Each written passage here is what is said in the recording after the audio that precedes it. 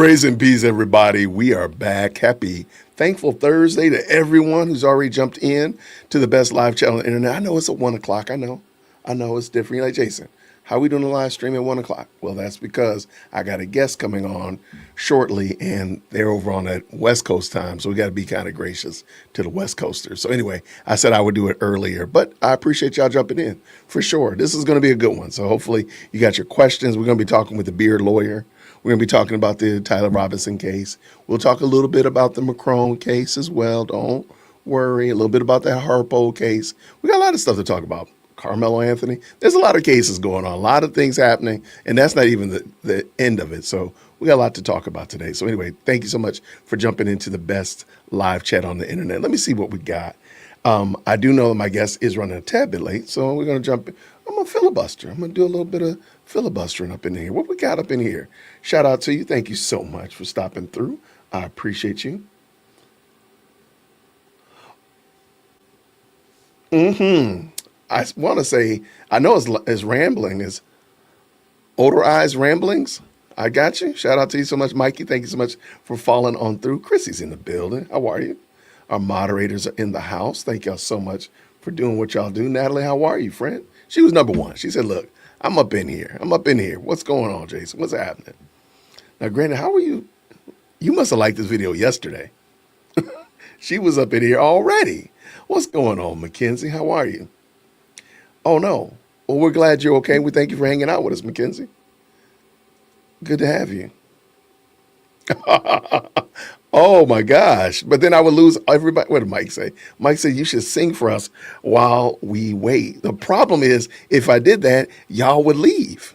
There would be no waiting. There would be people like running for the door. What's going on, Amy? Hey to you too, friend. How are you?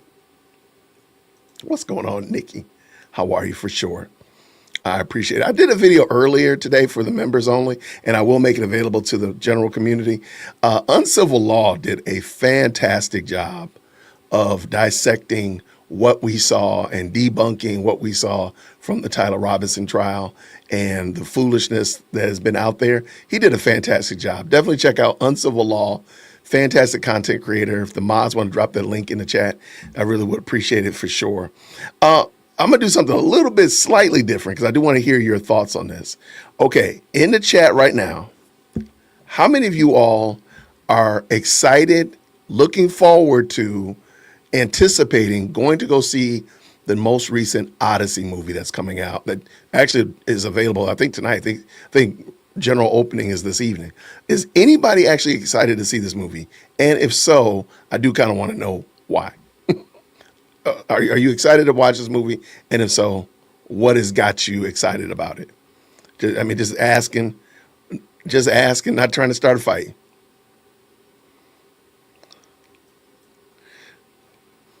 I heard it was bad. Okay. Interesting. Uncivil Law. Oh, thank you so much there, Christy. Thank you for dropping that in there. Thank you. Yeah. I want to know, like, how many of you all are excited about watching that, if at all? No thanks. What's going on, Tanya? Good to see you. Thank you so much. It looks dull and none of the casting excites me. Okay. I don't do movie theaters anymore. Really? I didn't either, but me and Chief Executive Secondborn, we did go see Masters of the Universe. I'm sorry, that movie was good. I disagree with anybody who didn't like it. It was good. But I understand people for sure. Not really. I don't pay hardly any attention to Hollywood. Okay, I can dig that. I can dig it. I'm excited for I Play Rocky. What is that? What is that? I don't know about that one. What's going on, Jim? How are you? Hello to you, sir. Okay. Right. I'm trying to tell you. Masters of the Universe, I'm sorry. Yeah, that was a good movie. Nah, I actually heard a review about that. Elliot Page is not just an ancillary character in the movie either, by the way.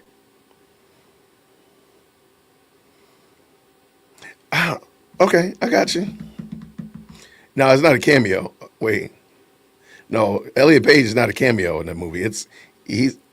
She is a pivotal character in the movie. It's not just a character, not just a cameo. It's a pivotal character in that movie. Hey, what's going on, Cachet? I appreciate you. What's happening? Oh, that's a great point. Supporting some Angel Theater, Angel Productions, absolutely. Oh, yes. I did like the one cameo. There was a great cameo in Masters of the Universe I thought was excellent. To me, I thought that actually helped the movie out a great deal.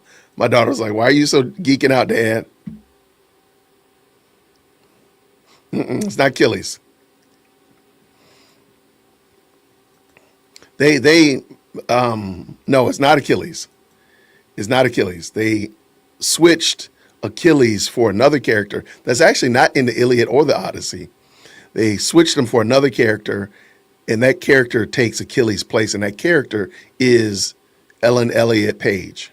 So basically, they made Ellen Page a pivotal character in the book by moving a new character into that position.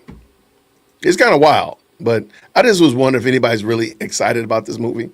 I don't know. I hear people talking about it, trying to make it more than it is, in my opinion.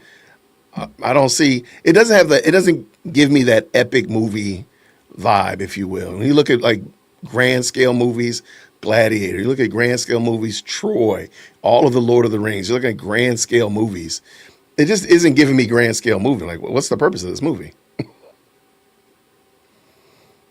Yeah, there's a lot of people that have reviewed it, and they're going to come out. There'll be more of them tomorrow because today I think the embargo lifted this morning. So by tomorrow there'll be you'll really know what people think about that movie. They didn't replace Brad Pitt. He's just not the character of the movie. So they got rid of how I understand it. The When Odysseus goes to Hades, he speaks to the ghost of Achilles, right? Well, that's in the play. However, in this movie, he doesn't speak to the ghost of Achilles. He speaks to, don't quote me on one, say the character's name is Circe. And Circe is not actually in the Iliad or the Odyssey. That's the character that Elliot Page or Ellen Page is playing. So this character is a a huge part of the movement of this play or movie. So he said an AMC stub member. Wow.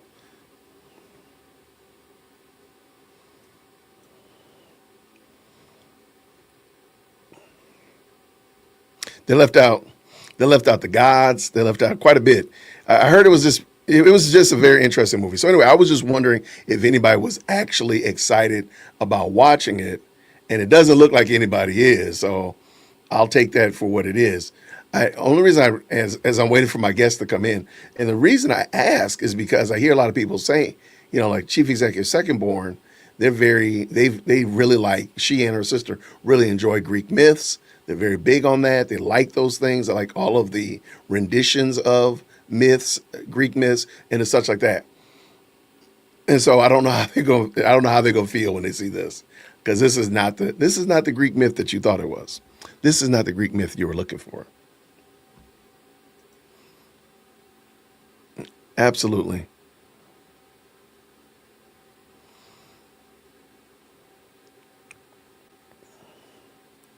So one of the things, and if you look at the standard now for Oscars, the standard for Oscars has a lot of other things added to it now.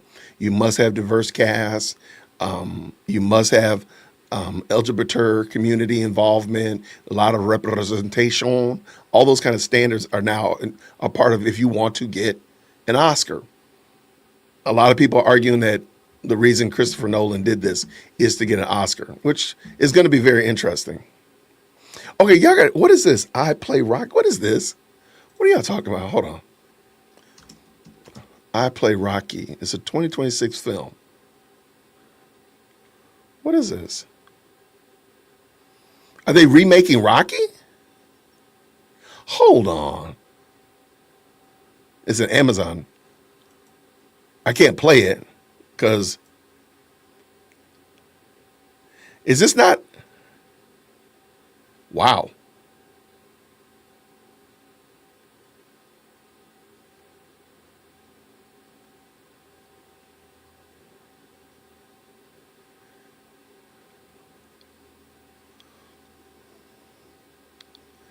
All right.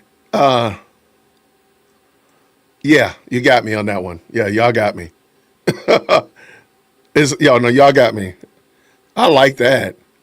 The little bit that I watched, I'm all for that. Okay, you got me. We will be watching that. Is this? Oh, it's on Amazon. When does it come out? That looks good. The little bit that I've watched 2 minutes of it, roughly. No, y'all got me. Y'all got me on that one. We will. We will try to pull that together soon. No, we're not going to do a watch party, but I'll do a review of it. I think Play Rocky is a story of Sylvester. Yeah, that's what it is. Yeah, and how he came to star in the movie. Okay, and who's this guy that's playing him? Because he's got me. He's already won me over. Who's this guy? Here, while we're waiting, do not get in trouble, Jason. Do not get in trouble.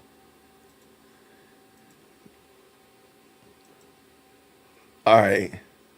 Oh, sorry about that. All right, who's this guy? Because he looks like him, man. This guy would pass. Is this not his son or something? That guy looks like him for sure. Oh, only in theaters in November. Okay, there we go. No, in November. Got a little bit of time. I'm just gonna scan through it like, no, he sounds like him right here. He sounds like him. You guys got me. Okay. Shout out to whoever told me that. I didn't know anything about this.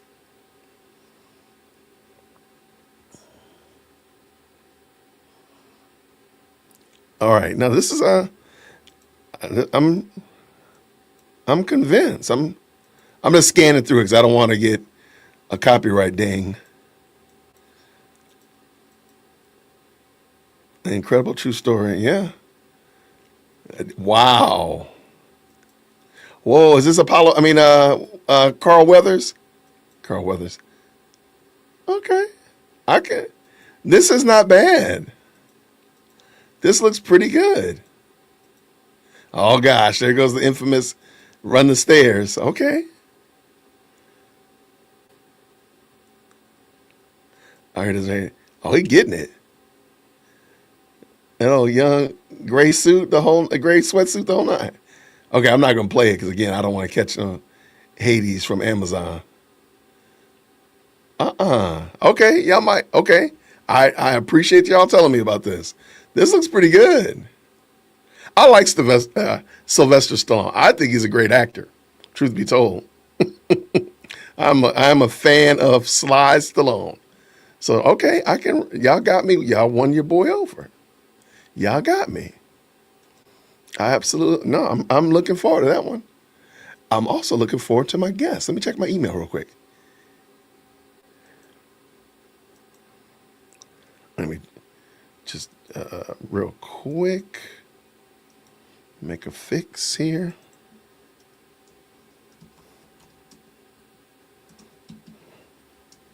All right. What's going on, good people? I see Eclectic in the building. How are you, friend? Thank you so much for stopping through. I appreciate it. I like Sly Stone, so I've seen all the Rocky. Yeah, I mean, I'm a little bit impressed. This one looks good. Whoever told me about this, kudos to you. You get a gold star for the day. I'm gonna make sure I ask my guest. Is he excited about the Sly Stallone movie biography in November? I think it's gonna be interesting. So I think that I'm looking forward to that. Thank y'all for telling me about that for sure. Now, with no further ado, because y'all like Jason. Okay, man, you stalling, Jason. You stalling. You talking a lot. Anyway, guess what? We got the beard lawyer in the building. Let's go ahead and get him in. Shout out to what's going on, sir? How are What's you? up, Jay Witt? I'm good, man. How are you? Quite well, thank you. Quite well. Now, you came in to the studio, and we were having a very deep philosophical conversation. So now you have to jump in, and this is not one of my original questions I was going to ask you. So now you're stuck with it. Are All you right. excited about this movie about Sylvester Stallone? Listen, Sylvester Stallone. Let's talk about this, Let's okay? go. Let's Let's go. go. Let's do this because Sylvester Stallone is one of my all-time favorite, like childhood. This guy, what hasn't he done? Homeboy was homeless, as the story goes. This guy had a script that every producer rejected. He wrote the script. He acted in it. he's got what he described as self-described facial deformity. Thought he would never make it, and I mean, in those days, he killed it. He made mid eight figures, and then you know, how many Rocky Ram, movies are there now? don't quote me on this. I want to say there's 5 and several spin-offs. I think there's I, 5 I mean, original Rockies and 3 Creeds. he, I'll look it up. he did everything you could do to survive, and he did a damn good job of it. And for the most part, he stayed out of controversy, which is incredible. Yeah. I mean, he's a rock star, so I'm excited about it for sure. I didn't know anything about it until literally just maybe like 8 minutes ago. People were. I asked my audience were they excited to see the Odyssey, Yeah. and I'm not excited about it. But Chief Executive Secondborn and President Firstborn, they want to see the Odyssey. I'm like, this is not the Odyssey you're expecting, kiddos. But I want to see the audience. The audience, yeah, they're kind of lukewarm to that. But a lot of people were saying they're excited about this I Play Rocky. I'm like, what is this? What is it? What are you talking about? I pulled it up and I watched like a few seconds of it. I'm like, oh, this sounds good. I don't know who the guy is that playing him, but Yeah. my goodness, you got to watch it because you're a Stallone fan. You're gonna be like, wait, hold on, wait, the guy sounds just like him. I'm a huge Stallone fan, and I don't know. I don't know anything about this actor. I think Stallone should play Stallone. Maybe he'll make a guest appearance in the movie. But yeah, You know what? Okay, watch it and then call me back and let me know. Do you think he needs to be in it? I don't think he needs to. When you hear this guy talk, you're gonna be like, oh, Stallone is in the building. okay, all right. I really wish I could play it, but I don't want to get a copyright ding. Matter of fact, you need to talk to these people and tell them let us play the commercials, man. I'm giving them promotion. Ladies and gentlemen, we got the Beard Lawyer in the building. Y'all, thank y'all so much, everybody who's jumped into the best live chat.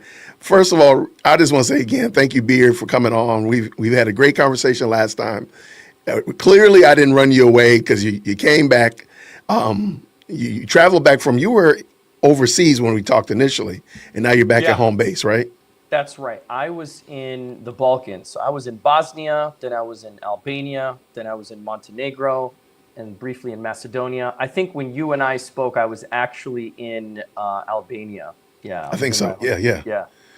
Okay, I got to ask. I don't usually do this. What is that behind your head? Why is there a Formula One car behind your head? Oh, we didn't talk about this. This is like the This is my. centerpiece of my office here. So this is actually a scale model Formula One. It's the MP44 Ayrton Senna McLaren, and it's a Wow. scale model. So it's a half scale. So it's actually 7.5 feet across, weighs Wow. almost about 200 pounds, full carbon fiber. But it's kind of a mix between. I'm a car buff. I'm also an art buff, and I also just really love Formula One cars. And so for me, this was just like office decor plus a Yeah. little bit of art. But yeah, that's what it is. I love it. I love it. All right, so let's get at this, man. We have a lot to talk about today. So you got your questions. You know what I'm going to ask you. So Beard, before you became the Beard Lawyer that we all know and love, was there a particular case or moment of injustice or something you saw that made you step in and say, hey, I need to be a lawyer? Or matter of fact, is lawyering in your family? Like, give us a little bit of background. Yeah, that's a great question. So there are no lawyers in my family. Okay. I've got extended family where we later realized we were related and, have lawyers, but not up and down, side to side, no lawyers in the family.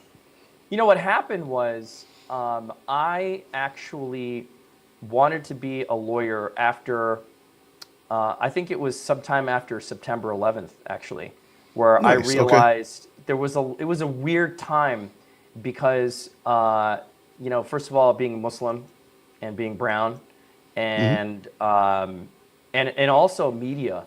This is where my interest in media really spiked. I always disliked mainstream media. I always felt like there was motives sir. and the story wasn't told. So it was an intersection between, this travesty that happened, prejudice and racism that happened, and then the need for justice, and then also what the heck, media is not doing any favors to anybody. So Right. it was that intersection that caused me to say, you know what, I could become a journalist, or an independent blogger, and we're talking 2001, right? Right. Or I could do something more academic, become a lawyer, and actually represent people and have credibility. And so I decided to do the latter. And I was always interested in entrepreneurship and interested in digital media. And so it was a no-brainer to become an internet lawyer, an e-com lawyer, and tech lawyer. That's my space. That's where I live. But this has given me an opportunity to help people that are victims every day, who have their reputations tarnished, or people who need a defense because they're being harassed and abused by a jilted ex business partner, ex lover, Yikes. and yeah, so it's really on the cutting edge now, especially with AI and deep fakes. And so I love what I do. My firm is definitely ahead of the curve when it comes to handling these types of cases. We handle them nationally. We do a good volume of cases, and I'm always ready for a challenge. They're challenging cases, as you've seen with Yeah, every for sure. public defamation case, from Amber Heard to Justin Baldoni to now Candace Hmm. Owens. They're not slam dunk cases. They never are. They're extremely challenging.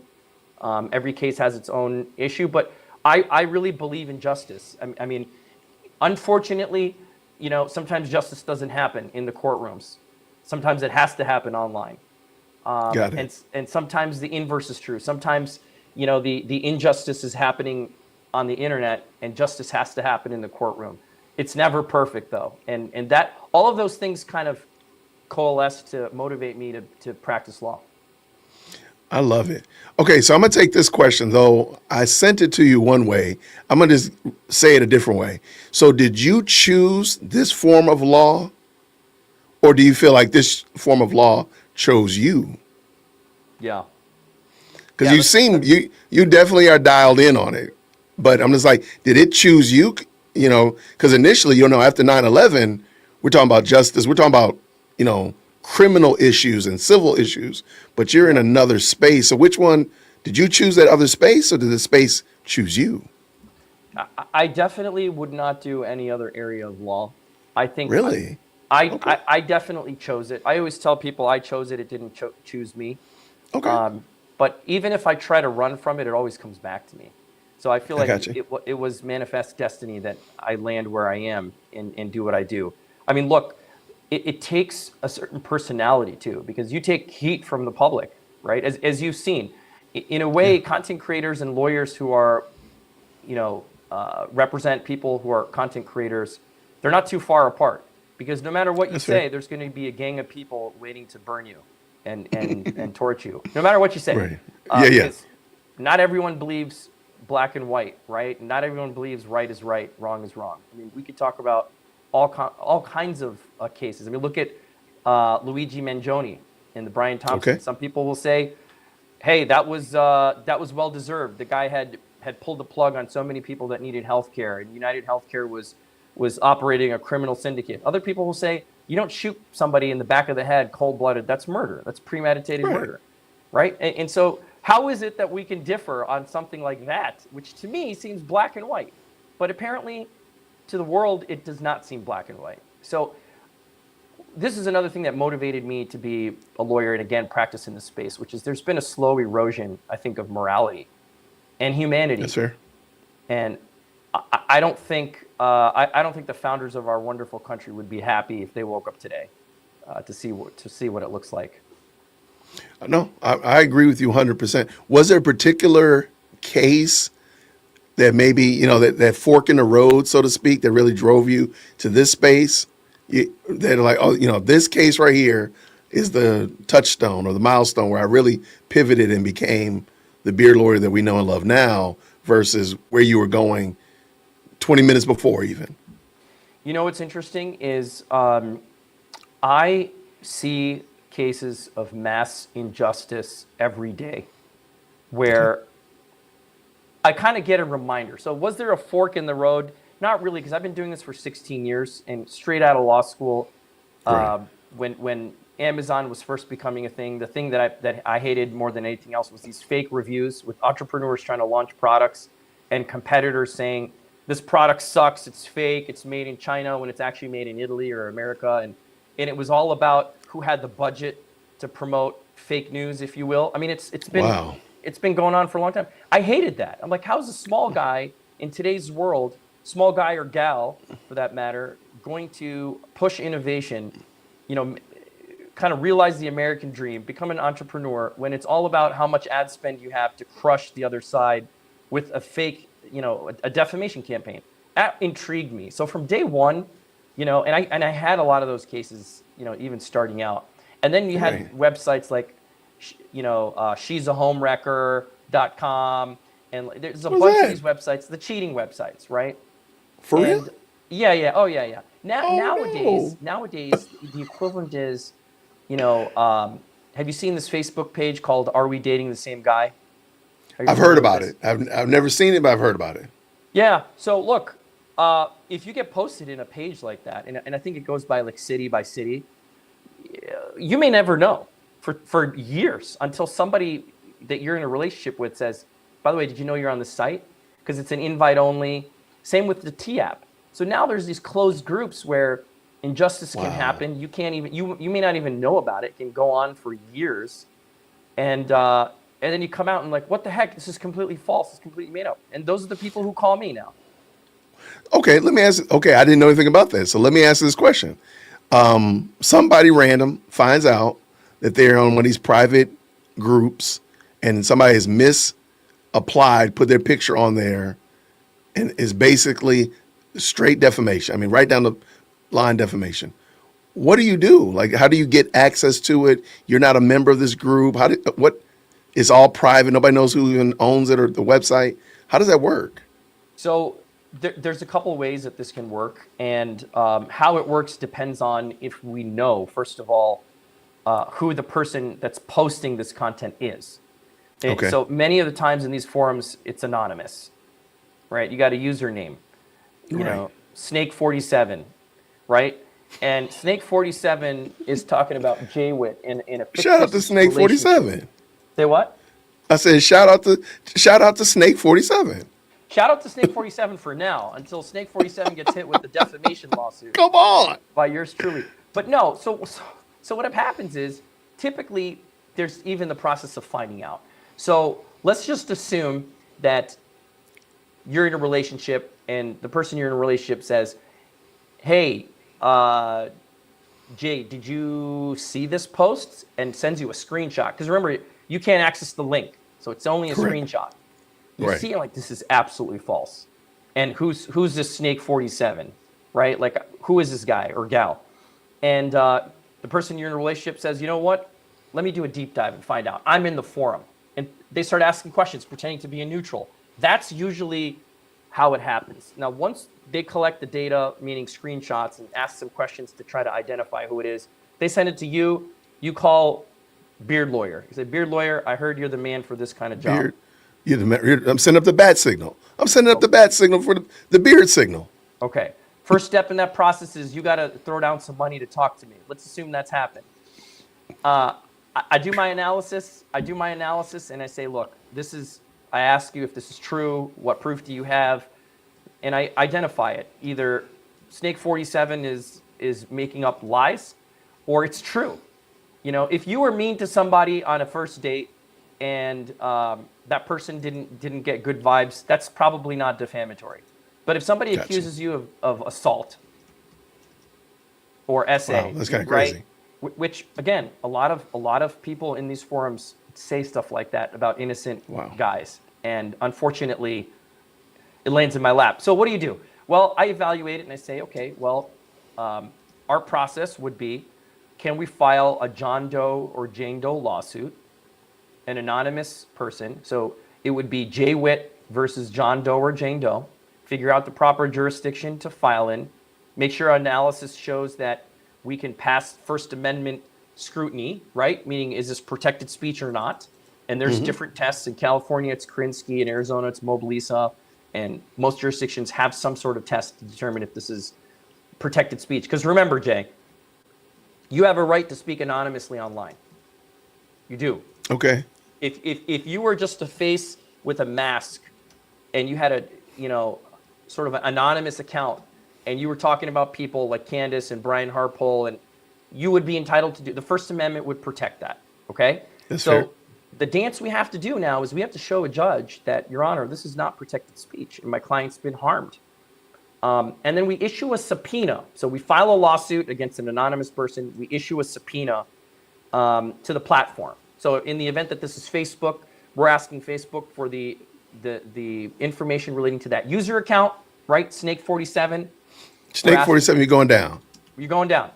And look, sometimes Meta's lawyers are great. Let's just face it. Their job is to protect their client. And we end up going to battle. We end up throwing hooks and uppercuts at each other until ultimately we land on, okay, Rais might be right on this. And sometimes I'm not right. But usually I pick my cases wisely and I'm able to show that this is a case where the identity should be revealed. So what they'll do is they'll give me a tranche. They'll produce electronic evidence, okay? So now, Jay, you're getting a call from me. Actually, you'll get an email. It says, Jay, Okay.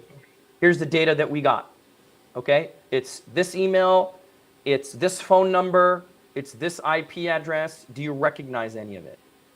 And you're going to type that into your phone, the number, and you're going to say, hey, Beard lawyer, this is actually a gal that I went on a date with once 3 months ago. Here's her number. And boom, we've got her perp, right? So that's best case scenario, Jay. That's best case scenario. It doesn't always shake down like that. Unfortunately, there are times where we go through that process, and even after we fight Meta and we get the data, we can't identify who it is. So it's not always a slam dunk, but that's how we deal with those cases. We do a lot of these cases, by the way. Right. Wow. Okay, so this is very interesting because I've always wondered, like, what would happen if somebody, made up a site, just start putting people's names on there, their pictures, their identifiers, and they're just making it up. They're just outright lying. And I don't know you from a can of paint. Beard has never met you. Nobody knows you, and you're just putting that out there. And so, okay, I think I better understand it. I will not be calling you for that, being the fact that I've been married for 25 years. So I will not be doing that. I will tell you something else. The fact that you are in a committed relationship, maybe an honest guy, I'm trying my best. does not Doing my best to preclude be honest. somebody from manufacturing that you are not. That is Remember fair. that. That's crazy. Yeah, and I'm telling you, after 16 years of doing this, Uh-huh. that the tide has shifted to, and I'm just going to say this is going to upset a lot of people, but I don't care. It's the truth, and it's my truth that I see in my cases. I get an unreal number of calls and inquiries where it's guys saying, dude, this is absolutely false. This did not happen. And we are able to later prove that it was false and didn't happen. And it was a female who posted it. Now, I'm not saying the other way around doesn't happen. I'm just saying that I think the opportunity for women to manufacture something that happened that didn't is very high. Now, Jay, I'm going to say this. If a woman makes an allegation, we have to take it seriously. Seriously. Yeah, absolutely. And this is where the job of a lawyer to be investigator first comes in. So I'll leave it at that. I got you. I am going to pull something on the screen just in case some people were wondering. This is not the one I had envisioned. It's not what I had in my mind. I actually had a T-shirt with that on it in the past. But you're like, well, Jason, what are you talking about? Well, this is the Beard Man logo. So we put the Beard Man logo. What is that? It's a Batman signal with the beard. Who made that? There's somebody on Facebook had it. But it was just, remember I said I put up the Beard Man logo in the sky, the Beard Man sign? Oh, I got you. I got you. Man, there we people are go. Creative.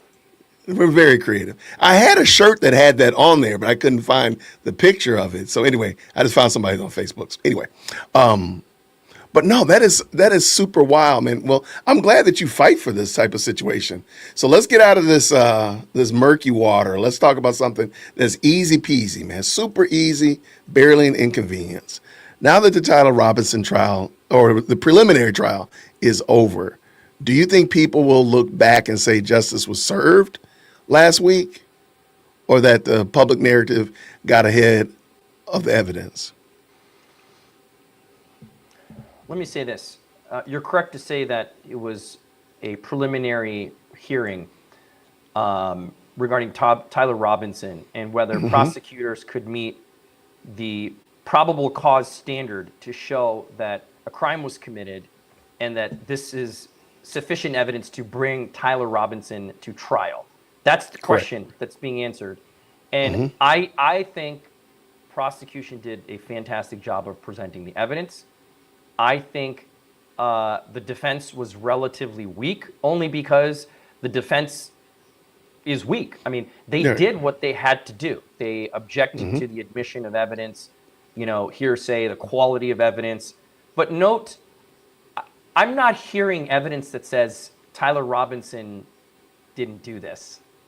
I'm not hearing, it's not coming out. It's just not, I'm not hearing it. Maybe viewers can disagree with me, but I am not hearing that this wasn't Tyler Robinson, look at somebody else. Now, there was questions Right. about DNA, right? But the overwhelming evidence tends to show that, number one, there's surveillance video that prosecutors say tracks Robinson's movements before and after the shooting of Charlie Kirk at that Utah Valley University. There was forensic DNA, which a DNA expert testified was recovered from the murder weapon and ammunition that Right. overwhelmingly belonged to Robinson. And there was statistical data that was given on this, right? And the statistical data overwhelmingly suggests that there's a tie. Now, again, it doesn't mean that evidence alone doesn't mean he did it. Remember, what it means is they're trying to show that it passes the probable cause threshold. And the probable cause threshold is really just the same threshold, Jay, for police to get a warrant to search your car if they pull you over and you might be slightly intoxicated. It's probable Right. cause to issue a warrant or to arrest you.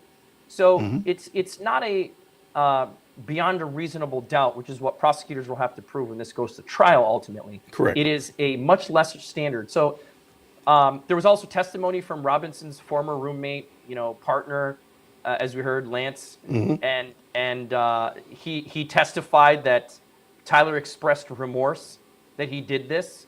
Okay.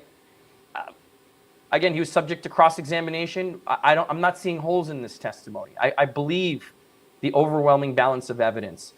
Look, the defense challenged the reliability of it. They challenged, the DNA, saying DNA evidence is probable, Judge. There's probability rather than a definitive indication. Yeah, I agree with that. But the problem is the probability weighs more in favor of something happened here and it should go to trial. That's the problem for the defense. Right. And they made plenty of objections during the preliminary hearing as to the Lord knows they presentation did. of evidence. And so, look, these are not rookie defense lawyers. There's good lawyers on both sides, and on the balance of things, I think Tyler Robinson has a problem. I do agree with you 100%. And I'm glad you go ahead. Oh, I was just going to say your question was also public narrative. I mean, look, public narrative always has the potential to taint, the way evidence is viewed. But the nice thing about this is Judge Graff is the one who's calling the shots. It's not a jury. Correct. And Judge Graff is a good judge. I mean, he's listening. He seemed like a top shelf. Yeah. I like Judge Graff. I like his rulings. I like the way he's very careful. He's really trying not to let any prejudice. You saw his face and his reactions when he's watching video. I mean, he's a human just as much as any one of us. But he's looking to see is the standard met. And finally, Jay, an important date everyone should mark down on their calendar. September 1st is when final arguments are going to be made before Judge Graff, Tony Graff. And after those arguments is when he's going to decide whether there was sufficient probable cause for this to bind over for trial. So Right. between now and September 1st, I don't think there's going to be a decision on that. No, I agree. So do you mind, because a lot of people don't understand preliminary versus like your traditional grand jury situation. Why does Utah do it like this versus a grand jury? Which one would you rather see? I know you don't primarily work in this space, but do you have an opinion on that, or maybe can explain or speak on that? Yeah, so right out of the gate, I mean, I don't do criminal work. I know Right. enough just based on my readings of these cases. The short answer is prosecutors generally make the decision of a preliminary hearing instead of seeking a grand jury indictment. So it's part of our constitutional process. Both never are seen that permission. before. Say that Could again. they do that here in Georgia? Could we do that here in Georgia? You know, If it, if, I'm not. I'm I've not never sure. heard It of that can before. yeah, it can vary by state. Okay, so it's a function of Really? state law. Okay. In Utah, both mechanisms are available for charging. Hmm. Prosecutors make the decision. Um, you know, a grand jury is a secret proceeding. We don't. It's Correct. not. We don't hear it. It's not televised. Preliminary hearings, as we saw, can be televised in open court.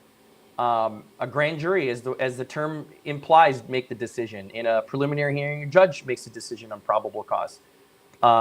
Grand jury, generally, the defense doesn't participate.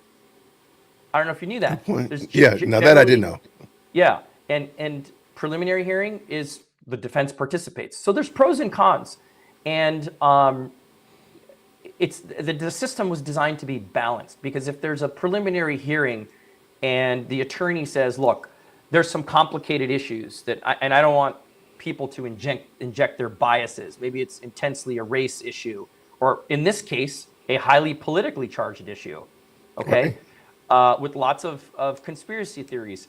I think it was the right call to have the judge do it.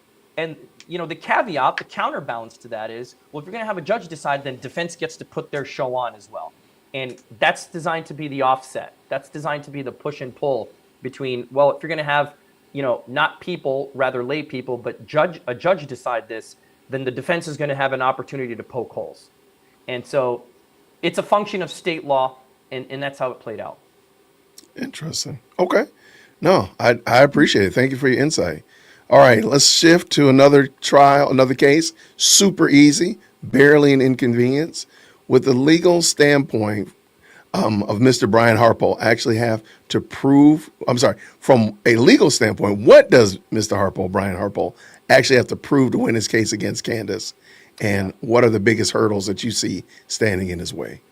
This is a classic, straightforward case of defamation. I mean, there's other claims. So this would be in your house. This would be in your wheelhouse. This is my wheelhouse. This is my Okay. playground. All right. And so the elements, there's a few elements, right, for defamation. Brian has to prove that Candace made statements about him that were factual. So we're not capturing statements that are opinion. It's Right. false statements of fact, okay? That those statements were about him, that they were not subjective statements that could have been identifying any random Joe, that they were definitely about Brian, okay? Number three, that they were published to third parties. So in other words, it wasn't Candace talking to Brian and Brian talking to Candace. Some Right. other third party received it. That's obviously a no-brainer because this slam is on a dunk, right. podcast, okay? These statements were of and concerning Brian, which we talked about. It identifies Brian Harpole, and that they caused harm, some recognized level of harm. And there is such a thing as defamation per se, which is being alleged here. We'll talk about that versus regular defamation in a second. And then Brian would have to prove that Candace acted with the requisite degree of fault, which if it's a private person, if Brian, the plaintiff, is a private person by law, the standard is negligence. He only has to show that Candace Owens made the statements with negligence. If the court determines that he was a public figure or a limited purpose public figure, the standard jumps to actual malice. Actual malice means knowledge of falsity or reckless disregard for the truth. That means you have to show, and it's a high standard, he has to Right. prove that Candace made the statements knowing that they were false, or that she had very, very doubtful information and she knew that it was doubtful, but she said it anyway. And that's what we call the public figure standard. So let me ask you this question. Up until Candace accused him of being involved with Charlie Kirk's unaliving, Brian Harpo was not a public figure until he went on the Sean Ryan podcast and talked about it after the fact. So she had already said this before he went on to the Sean Ryan show. So does that stand that public figure standard step in play now, or was it when she did it? Because Yeah. she tripled and quadrupled down after the fact, but she had said pretty much some pretty damning things before he ever went on the podcast. So what would you say? So just to take a step back. So this case, correct me if I'm wrong, it's going on in Tennessee, right? It's a Tennessee District Court case, if I'm not Yeah, I believe mistaken. Tennessee. Yes. Somebody can fact check me, but I believe that's correct. Tennessee has a standard for whether this person, the plaintiff, is a limited purpose public figure or a public figure. It's generally Right. the same standard. And that is whether this person sought out publicity on this issue before the statements were made. And so to answer your question, clearly he did not. I mean, Correct. Yeah. Brian Harpole was, nobody really knew who he was. He didn't start a controversy. Now, if there were statements about him post making a podcast appearance, the standard could change on that. So in other words, the standard goes statement by statement, because in this situation, you have a fact pattern where Brian did maybe call himself, get into the public light. But the argument Brian's going to make is very simple. The argument is, once she went on this defamation campaign, I had to defend my reputation, and I had to Right. only say the limited things I could say to rebut these allegations, because my life is on the line. I'm getting death threats, and et cetera, et cetera. I think, I personally think that Brian will be found to be a private person. I don't think the public Okay. figure status is going to apply to him. Got you. So, what hurdles do you think that he would have to overcome, or do you foresee, especially since he's in your playground? Do you think, oh yeah, that one's going to be hard for you to deal with, or that one right there that's a tough one? Do you have anything particular of those 5 elements that you brought up that you feel like he's going to have a hard time with? You know, let me give you my quick and dirty take on this case. And look, this can change. So whenever this video gets published, you guys are watching it live. Tomorrow or a month from now, evidence Right. could come out, and it could change. It could change this. We could talk about. Somebody asked about the recusal. We could talk about that too. But generally, I think that Brian has a very strong defamation case. He has great lawyers. I've said this before. I don't know his lawyers. I've read the complaint. They made some extremely detailed allegations. They did their homework. Okay, and they assumed, Jay, I love when lawyers do this. They assumed that Candace is going to argue at some point that he is a public figure. And so they alleged knowledge of falsity within their complaint. So some of the examples, like Candace's access to flight records before publishing them about the Fort Huachuca allegations, right? She had access to those. How could she say he was somewhere where he wasn't? And then later she tried to cover for it, saying, well, it is possible, blah, blah, blah. She continued after getting, verification, I would say, of flight records. She doubled down on the allegations. That's going to be a hard thing for her to overcome, okay? I agree. I think the damages are probably very strong here, because listen, of all the things you can accuse somebody of, murder is probably the most heinous. That's fair. And this is a guy who ran a private security company. Are you going to hire him?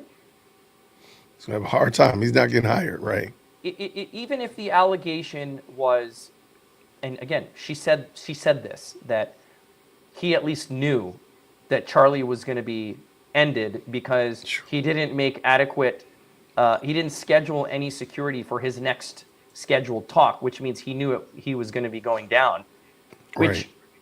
implies knowledge of a crime that's going to happen. And again, are you going to hire somebody? Even the allegation, Jay, alone It's crazy, right? it is sufficient for people to be like, you know what, I don't know Brian or not, but we were going to hire him for this security event. Maybe we don't.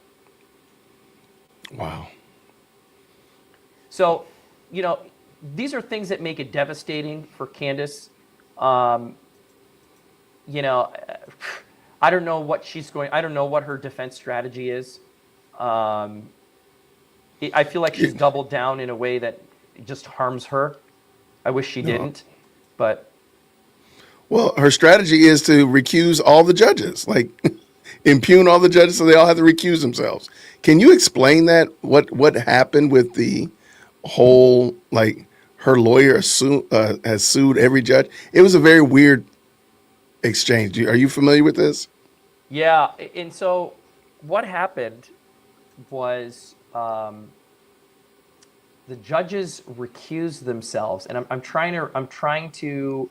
This was in the Tennessee case, or this was the McCrone Yep. case. It's Tennessee. It's the Tennessee. Okay. Look, the recusal, the court's order doesn't state the reason for the recusal, so we can only speculate. Okay. Okay. I don't know if the real reason will ever come out. The judges simply announced that they recused and that the Sixth Circuit, which is the next court above them, the Court of Appeals for that district, would assign an outside judge to hear the case. The timing of it brought a lot of speculation because apparently, Candace had retained, I guess, this guy, George Farmer, and her No, husband. that's her. Right. Her husband's George Farmer. Yeah. Her husband's George Farmer. And I forgot the name. I think they said Daniel Horowitz. Yeah, there it is right there. I think this is the lawyer that has sued the entire middle district of Tennessee. That's So crazy. did he actually? So I don't know this, and I don't want to speak out of school. Did he actually sue? Apparently so, but to the degree that they ended up recusing themselves, I just didn't understand what was the what happened. Somebody said her lawyer sued them. Okay, I'll do a little bit of. Yeah, I haven't done. I don't want to speak out of school. And Okay, no problem. haven't- Yeah, I haven't researched what happened, but I mean, look, why would you sue judges? Is that a smart judges that are overseeing your court? That just looks bad. I mean, what's the Right. basis of it? It could have been, again, it could be Over there was a different comment cases.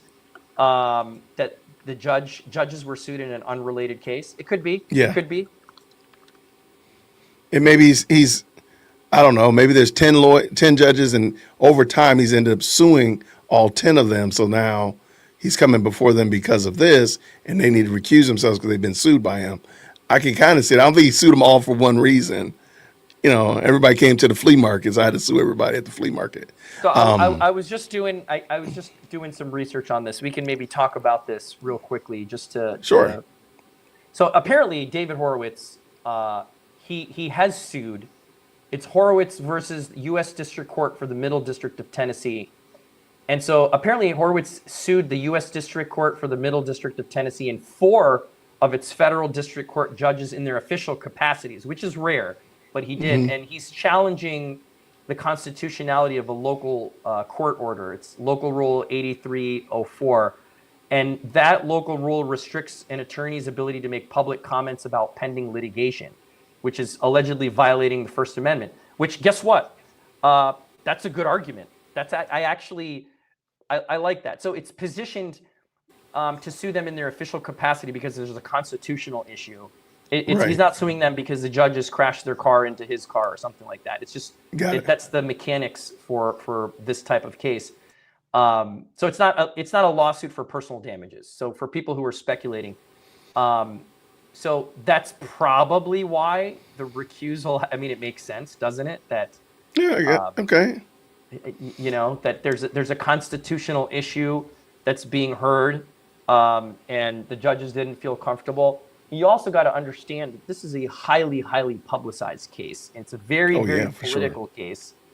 And federal court judges are appointed for life terms, and they don't want their future to be tainted by an allegation that they went a certain way, they made a certain order or decision based on the fact that the constitutionality of something was getting challenged by this lawyer. That could be why they said, better thing to do is to recuse ourselves and let the Sixth Circuit appoint new judges. That makes sense. Okay. All right. I can rock with it. All right. Where do you think that one's going to go? Where do you think the Harpo case versus Owens, where do you see that one going? Look, I think, I definitely think in discovery that Harpo's lawyers, when Candace gets deposed, if she gets deposed, she's going to have a hard time discussing the facts about the flights, the facts that she had in her hands at the time, the Fort Huachuca allegations. Okay, the fact that she should have known, and she likely had facts that controverted her allegations that Brian Harpole made a hit on Charlie Kirk. I think it's a tough case for the defense. And what's even more difficult is she, after the lawsuit, she didn't stop talking about it. No, she didn't. And so plaintiffs are going to argue that we have knowledge of falsity and reckless disregard for the truth. We tried to set the record straight. We gave her facts, and she doubled down on it instead. And that shows motive. It shows reckless disregard for the truth. And, you know, it shows that she's doing this to gain a following, to make money and cash in. And no lawyer wants to be on the receiving end of those kinds of allegations. Right. No, I agree with you 100%. I like that. Okay, I do want to jump back to the Tyler Robinson case. For a quick moment, I want to ask you a question. Well, rather, Jim wanted to ask you a question. I do have a question. With Lance's testimony, could they go for premeditated murder for Tyler? That's a great question. So I'm assuming the testimony that's being asked about is when Lance testified that Right. Tyler Robinson apologized. You know, he talked about that he didn't like, you know, the LGBTQ angles, right? And that Charlie Kirk was talking about, and that he felt kind of personally vindicated almost by killing him. And the answer is yes. I mean, I think so. I think there's about 7 charges against Tyler right now. And I mean, just proving the first one alone would be a life sentence, mandatory. And it could be eligible for capital, right? Like it could be a death sentence. Aggravated murder is what it's called in Utah. Aggravated murder, capital felony. So yeah, it's possible. I mean, just on the existing charge, death penalty is eligible. So, okay, let me ask you this question. I know you're not necessarily your wheelhouse, but what could get the death penalty off the table for Tyler Robinson? Is there any world where, okay, yeah, if this happened, they could take the death penalty off? Or do you feel like, no, they got him over a barrel and they're going to go for everything? What? Geez, that's a hard one. Obviously, they have to prove the elements of the crime. They're going to have to show, again, beyond a reasonable doubt, that the DNA evidence, the evidence on the bullet, and so on and so forth, conclusively established beyond a reasonable doubt that Tyler Robinson pulled the trigger. The question is going to be, will prosecutors be able to reach that hurdle? Right now, there's a probability. There's some probability, I believe, the evidence shows that it was Tyler. Yeah. I think the defense, see, here's the problem. We don't know all the evidence yet. Correct. We've seen a snippet. We've also only seen a snippet of how the prosecution is going to play their cards, and we've only seen a snippet of how the defense is going to play their cards. Okay, so let me ask you this way. Is there a world where Tyler Robinson, on September 1st, Tyler Robinson walks in there and says, hey, I did it, and this is exactly what I did, and fesses up, spills all the beans, whatever. Is that possible? And what has happened between now and that day to bring them to that place? So you're asking, can Tyler's lawyers get a plea, basically? Yeah, just like, look, I did it. I mean, they got enough evidence, because I agree with you. We saw some pretty hefty evidence, but we do realize that's not all the evidence. And so because there's more evidence, we know there's at least a tractor trailer worth of more evidence backing up. He just says, you know what? I did it. And this is what happened, and fesses up and cops a plea. What brought him to that place of copping a plea? Is there even possible? So my understanding of how this case would proceed in Utah is, and I might be off on this, but yes, he can, even ahead of the September 1 hearing, tell his lawyers, you know what, I'm going to own this. I don't want to die. I don't want to get shot. Irony, and right, crazy work. Right, and I'll take 50 years with with parole and with good behavior being a consideration for early release. They can start that conversation now. Gotcha. They can do it before September 1st. I don't think it will happen on September 1st because the defense is going to basically argue that there's no probable cause. So I think Of everyone course, will yeah. dig their heels in on that day. But before that day, and even after that day, it can happen at any time. It can happen the day trial is set, as the criminal Right. trial set. So the question of what are the chances of it? It's a good question. I mean, look, again, the public doesn't know all of the evidence. We just don't. We don't know what's in the prosecutor's toolkit. But at the end of the day, after the plea is done, a judge, it's going to still go in front of a judge, and Yep. there's the sentencing aspect of it, right? And look, I don't see this. I don't see an easy win. But again, I'm basing that off of just what I've seen in the preliminary hearing. We just Right. don't know what the defense is going to come up with, and whether prosecutors will meet the threshold of beyond a reasonable doubt. Okay. This is not a question on. So because the defense really didn't put up a real defense, do you foresee the defense coming in with what we've now known as conspiracy theories? Do you see them coming in, well, what about the Ninja Turtles? And what about this, that, and the other? Or do you think they're going to try to be more sane and rational? What are your thoughts on that? Well, there aren't Shout any out to Ninja Ninja Turtles Turtles. for the defendants for the defense to point to. What they're going to do is they are going to sharpen their opposition to DNA evidence. They're going to say, okay, it met the probable cause, but here's why it's not beyond a reasonable doubt. Here's the doubt. Hey, jury, here's the doubt you should be paying attention to. There's another explanation for this that prosecutors haven't portrayed as evidence. And remember, in a criminal case, there is discovery process, right? So they get Yeah. to see each other's cards before an actual trial, before a jury. So I do think they're going to give it their best shot. I don't think there's going to be Ninja Turtles and aliens and conspiracy theories, because I think defense is going to know how crazy that sounds to a jury. Right. So they have to come up, they have to poke holes, and I think what they're going to do is they're just going to say this doesn't meet the evidentiary standard. I don't think there's somebody else that they can actually say that they will have the burden of showing the alternative theory on. I don't think the defense has an alternative theory right now. It could change by the Right. time trial happens. I think they're going to rely on poking holes in the prosecution's evidence and just saying, they can't meet their burden of proof because there's weaknesses in the DNA evidence and the expert's testimony and where Tyler Robinson was relative to Charlie Kirk. Could he have gotten the shot off? Is he that much of an expert as they say he is to shoot him like that? And et cetera, et cetera. That the remorse, poke holes in Lance Twiggs' testimony that Lance is not credible because Lance and him had a falling out. Here's what you don't know, right? Those are all the things that they could do.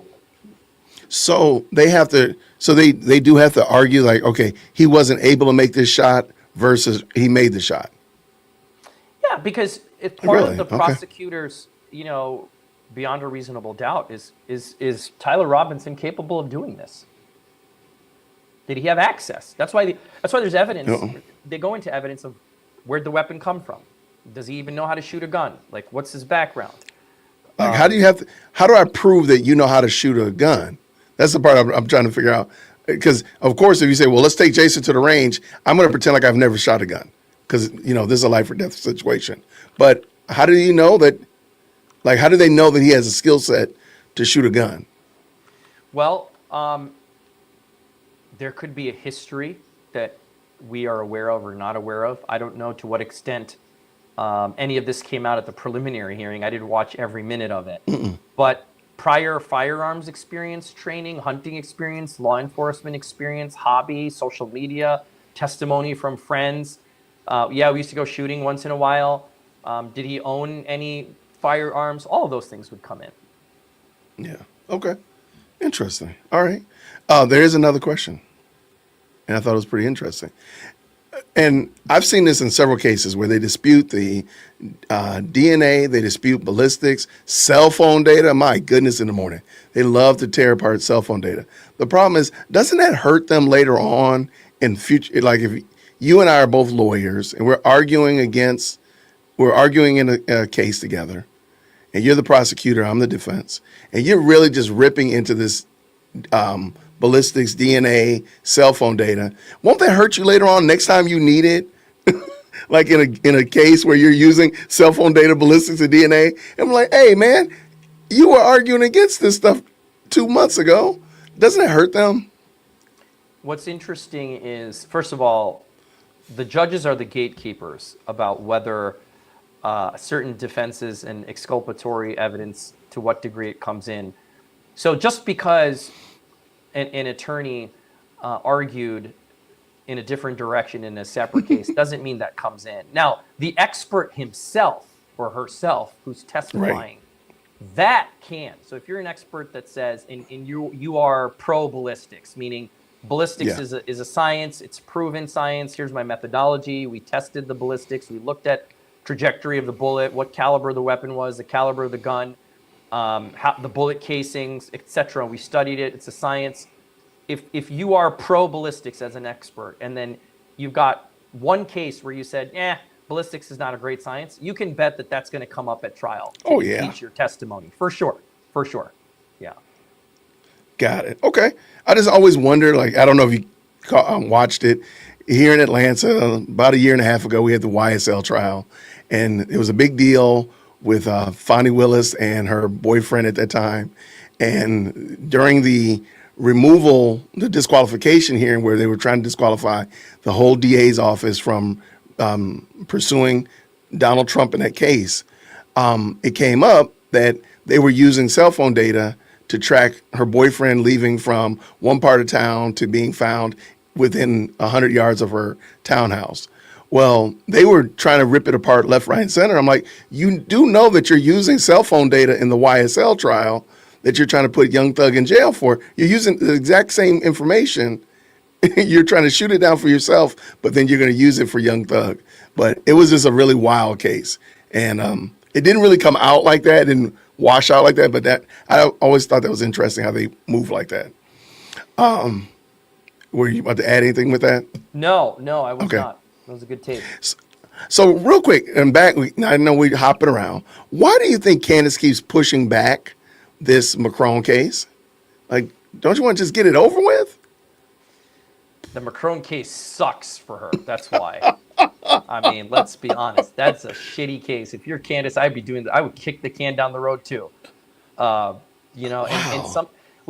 Sometimes that's the only strategy you have to play is can kicking.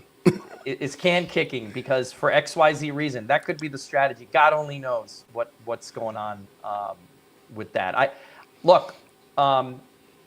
Lawyers, I'll say it this way. Lawyers are busy people. Yeah.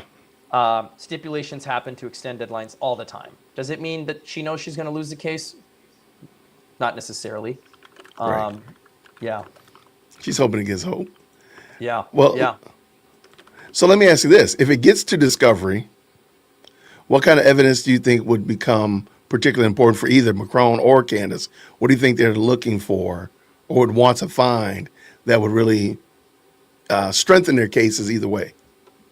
Yeah, well, to my recollection, on the rescheduling of things, this is actually relevant. Is dismissal. They motion to dismiss, and it keeps getting kicked. The can just keeps getting kicked. So there's a hearing scheduled right now for July 27th. Yes. Delaware Superior Court. And that's on Candace Owens' motion to dismiss. And correct. Her lawyers are doing the right thing. It's what I would do if I had this case, which is argue First Amendment, argue that this is subject to dismissal, argue that this is free speech, it's opinion, it's criticism. I'm entitled to talk about one of the biggest public figures in Europe and his spouse. I would argue all those things. The motion to dismiss is kind of the immediate battleground. All right. Do I think that it will dispose of the entire case? I don't think it's going to dispose of the entire case. And the reason I think that is because I think the Macrones are going to prove that, similar to the Brian Harpole case, I think they're going to prove. Now, Macron is a public figure. Bridget Macron, there's no question. Yeah. So they are going No to question. argue that everything will turn on whether or not the Macrones can prove that Candace Owens spoke and made false statements of fact with knowledge that those statements were false, or that she had to have entertained serious doubt. So there's evidence that she was like questioning herself on whether she was truthful or not. That's where the entire case is going to hinge. So I think there's a good chance this does get to discovery.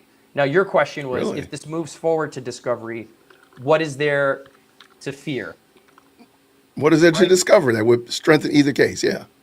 Well, I mean, look, first of all, gender is being questioned. So to the extent that there's a absolute affirmation of gender, whether it's DNA evidence or whatever it is, that's pretty damning. Certainly it proves the truth of the statements. Does it prove that Candace had a basis to keep repeatedly saying that Bridget is actually a man? Right.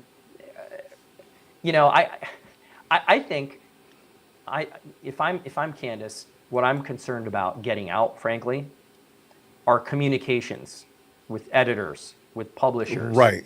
with informants, to the extent that that stuff's not privileged. And a judge can order.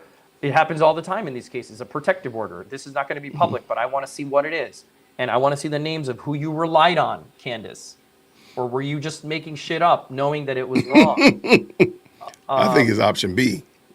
Correct. So there's credibility at stake beyond just the case that would come out in discovery. And if you are Candace Owens or you are a content creator and you rely on a loyal audience, discovery can be absolutely damaging for your credibility, and you could lose your audience in addition to the case. No, I got you. All right. We're rounding these bases, my friend. We're rounding these bases. All right. We're going to go back to old school WWF. Remember when they used to pit two wrestlers against one another? And I want you to go ahead and tell me, which one of these cases do you think is the strongest and which one do you think is the weakest? We talked about the Harpo, Tyler Robinson, of course, Candace versus everybody. Like, which one do you think is the weakest and which one do you think is the strongest in your opinion?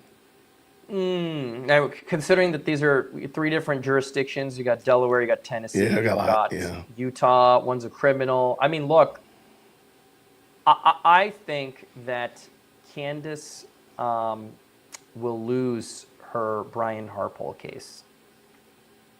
Okay. Okay. I think the amount of statements that she has said, the volume of it, in combination with the plaintiff's ability, and it's hard to prove knowledge of falsity. I think that you might be thinking, well, Race, with as much evidence as there is, what about the Tyler Robinson case? And my response to that is, I can't prejudge without knowing the evidence. And I mean, it's a criminal case. It's beyond a reasonable doubt. It's the highest standard. No, I agree.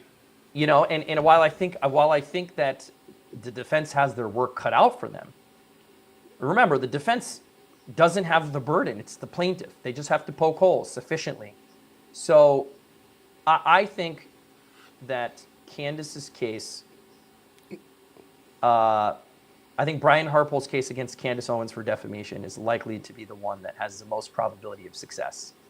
Okay. And then Tyler Robinson, you think is second?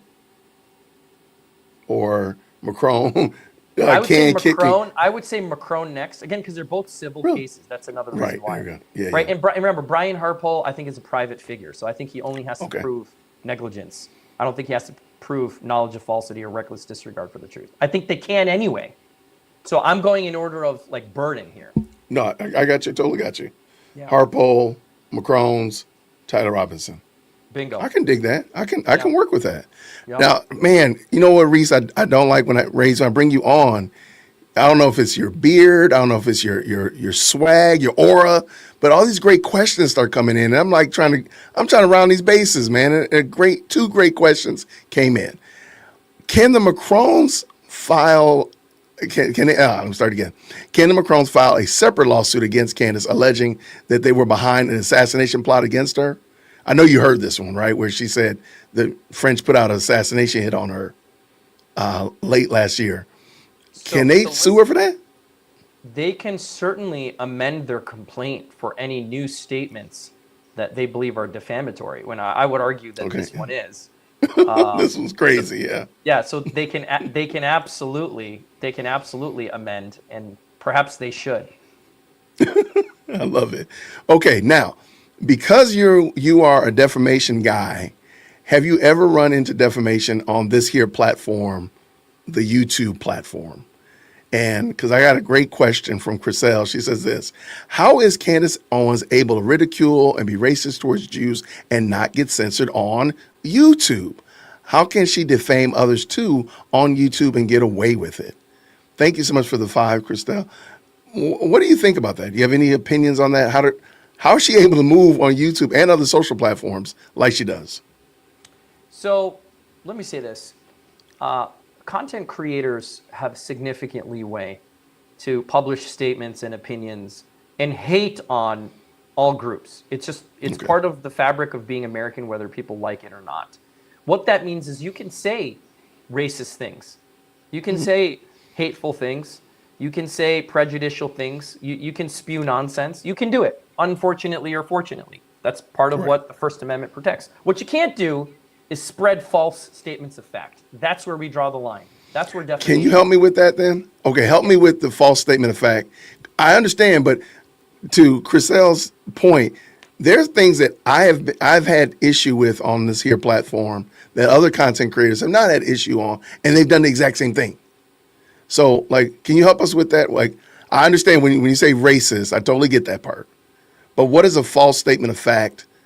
And you know, don't get me demonetized. But what is a false statement of fact, as you understand it? Yeah. So the standard, you asked a great question, and by the way, everyone watching should know this. Especially anyone who's a content creator, pay attention. The standard is if you make a statement that is capable of being proven true or false, that is a statement of fact. So. Okay, so I'll give you an example that's just not in the defamation world. If I say it is 98 degrees outside, you can go and you can take a thermometer and you can measure if it's 98 or close enough. The gist of it. Is it 99? Is it 100? Okay. If I said it is hailing outside and it's a snowstorm, common sense, any reasonable person would say that's a lie. It's absolutely not. You follow? Facts. That is a statement of fact because we can measure it. We can determine. If you publish a false statement of fact, now you have fallen into the territory of defamation. You'd still need to prove all the elements of defamation, that it was about a particular person, that it caused harm, right? The standard of fault, negligence, or reckless disregard. You have to prove those things. But a false statement of fact is exactly that. It's a statement that is not opinion. Opinions are not statements of fact. You are a piece of shit. You are an asshole. Those you can blur those out when you do snippets later. You are a moron. These are all opinions. You can't really prove or disprove those statements. It's colorful, right? It's triggering. Fair. Mm-hmm. Calling somebody a Nazi is actually, some jurisdictions have said that that's defamatory. So sometimes it's blurry. But I'm giving you a flavor for what's opinion. Opinion is something you can't really disprove. It's a qualified statement. You're asking me, like this whole episode so far, we're talking about likelihoods of prevailing, weaknesses. That's my legal opinion. I can't be sued for that. If I say, in my opinion, Candace Owens' lawyers are going to lose, they have an uphill battle, and they're making the biggest mistake of their career by defending her, that's my legal opinion.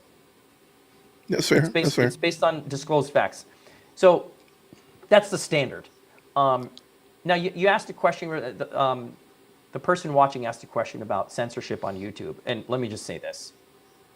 I don't think YouTube participates with a even brush while they're painting. Right. Okay, I agree. I think there are certain argument for creators me. that are favored because let's face it, Jay, you don't have 5 million, 6 million, 7 million subscribers.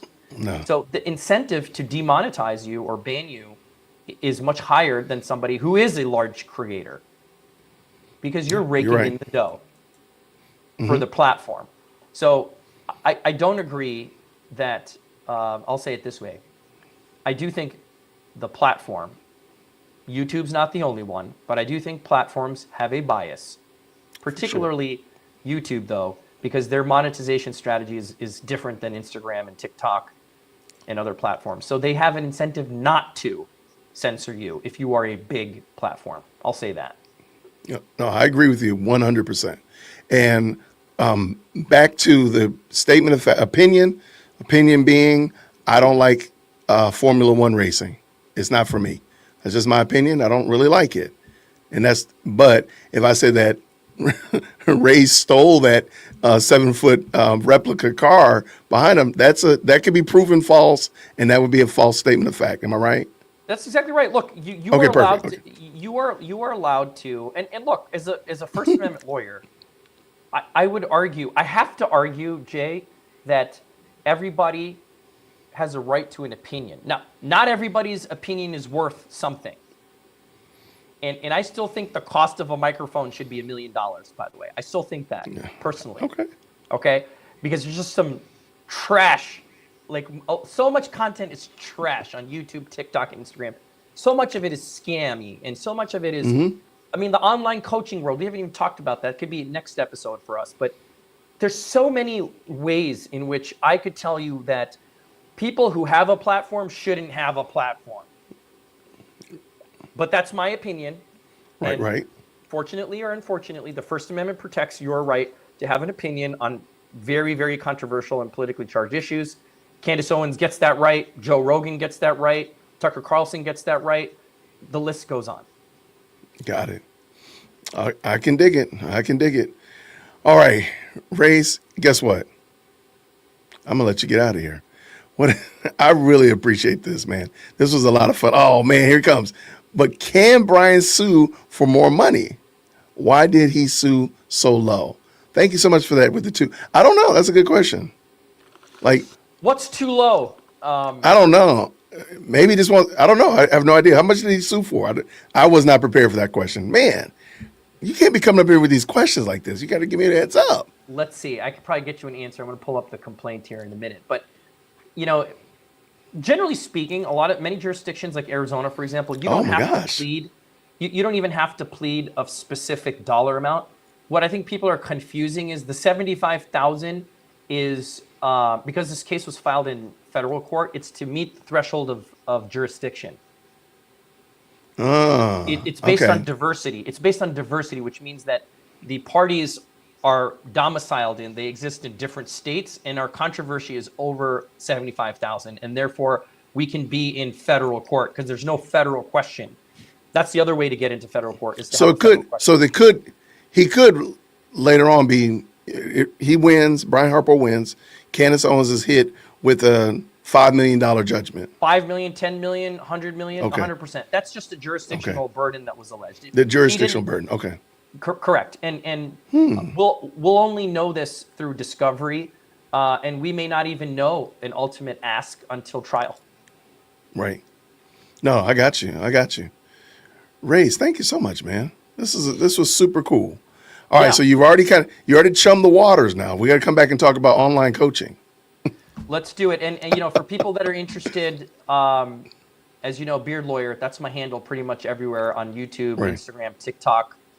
And I appreciate your support, but I talk about a lot of this stuff on my other channel. So, give me a follow or a like and come check me out.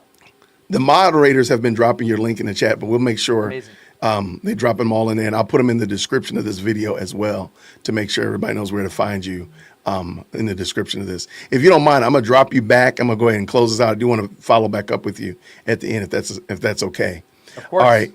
Thank you so much, Race. Thank you again. Y'all, that was a lot of fun. I'm glad the beard lawyer was able to come through. Thank y'all so much for the great questions, by the way. And I'm hoping that you will go check his channel out, follow him on the TikTok and all the other social medias and such like that, and give him some support because he's an excellent content creator, very talented, and was definitely willing to give us some time. So we got to give him respect and love for that. But again, thank y'all so much for tapping in with us today. I'm going to see you all later on. Today is Thursday. I'm going to go take Chief Executive Secondborn out and hang out with her before she goes to work. So everybody, thank you so much. I'm looking forward to seeing you again real soon. Grace and peace. Thank you so much for tuning in to another episode of the Jay Witt Podcast. If you enjoyed today's show, please do me a favor and hit me up with that 3-piece special. Like the video, subscribe, and of course, share it with somebody who would also enjoy this type of content. And make sure you leave a comment because I do pin the best comments to the top. So thank you so much for tuning in today. And until next time, everybody, grace and peace.